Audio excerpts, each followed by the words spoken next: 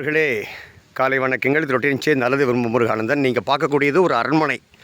இது வந்து அரியலூர்லேருந்து சிதம்பரம் போகிற வழியில் உடையார்பாளையம் ஜமீன் அரண்மனைன்னு சொல்லுவாங்க. பாருங்கள் எவ்வளோ அழகாக இருக்கா பாருங்கள். கஜலக்ஷ்மி எவ்வளோ சூப்பராக, லக்ஷ்மி விலாசம் எவ்வளோ சூப்பராக இருக்குது பாருங்கள். அங்கே பாருங்கள் அந்த ரெண்டு பக்கம் இருக்கக்கூடிய அது பாருங்கள் அந்த காலத்தில் வந்து எப்படி அந்த இவங்க சிப்பாய்கள் இருப்பாங்க அப்படிங்க நீங்கள் இதை பார்த்து நீங்கள் தெரிஞ்சுக்கலாம். ரொம்ப அற்புதமாக இருக்குது பாருங்கள். நல்ல அற்புதமான அரண்மனை இது. கற்களை எப்படி அடுக்கியிருக்காங்க பாருங்கள்.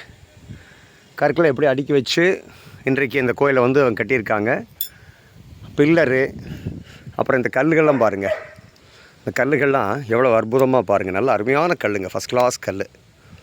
ரொம்ப சிறப்பாக இருக்குது. ஏற்ற மாதிரி பாருங்கள் மண்டபம். இங்கே எல்லாம் இந்த மேலே உப்பரிகை மாதிரி இருக்குது. இங்கே தான் வந்து அந்த ஜமீன் பார்வையிடுவார் போல் இருக்குது. ரொம்ப அருமையாக பில்லரு பார்க்குறக்கே நல்ல சிறப்பாக இருக்குது. உள்ளார வந்து ஹோல்ஸ் இருக்குது, உள்ளே போகக்கூடாதுன்னு இருக்காங்க. உள்ளே மண்டபம் தெரியுது பாருங்கள். தெரியுதா மண்டபம்? தெரியுதா உங்களுக்கு? உள்ளார அருமையான மண்டபம். எல்லாம் பராமரித்தா இதெல்லாம் வந்து பார்வையிடுறதுக்கு லட்சக்கணக்கான பேர் வருவாங்க. ஆனால் பராமரிப்பே இல்லை. இந்த கதவு பாருங்கள், அற்புதமான நல்ல கதவுங்க. நல்ல அருமையான கதவு.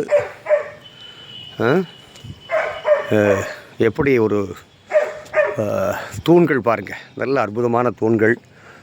இங்கே வெளியில் உட்காந்து எல்லாம் உப்பரிகை மாதிரி இருக்குது. இந்த கற்கள் அடுக்கப்பட்டிருக்க விதம் பாருங்கள், நேர்த்தியாக இருக்குது பாருங்கள். நல்ல இது வந்து பாகம் 1 எடுத்து பாகம் 2 இப்போ நான் உங்களுக்கு தொடர்ந்து போடுறேன்.